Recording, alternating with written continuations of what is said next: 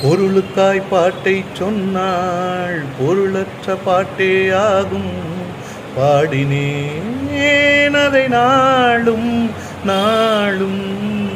பொருளில்லா பாட்டானாலும் பொருளையே போட்டு செல்வா போற்றுமே என் நெஞ்சம் நெஞ்சம்.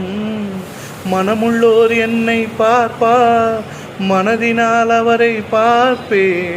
மறந்திடாராகம் இதுதானே, வாழ்க்கை எனும் மேடைதனில் நாடகங்கள் 1000 பார்க்க வந்தேன் நானும் பார்வையின்றி.